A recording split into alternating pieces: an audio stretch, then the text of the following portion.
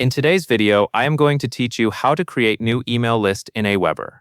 Once you are logged into your Aweber account, start by opening the quick menu. This is the fastest way to jump straight to the tool you need without digging through the full navigation.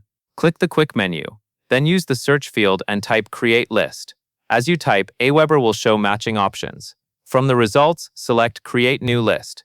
This begins the list setup process, where you will enter a few key details that Aweber uses for compliance, branding, and deliverability.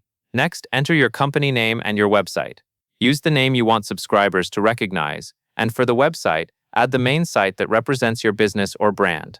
If you do not have a full website, use the best official page you have available, as long as it accurately reflects where subscribers can learn more about you.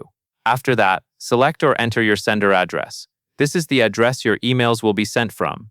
Choose an address you actively monitor, since subscribers may reply to it, and you may also receive important account or list-related messages.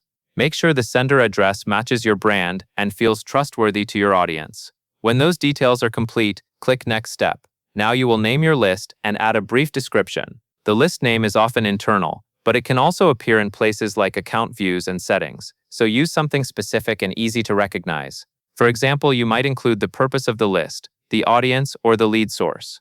Then write a short description that explains what subscribers can expect from emails on this list.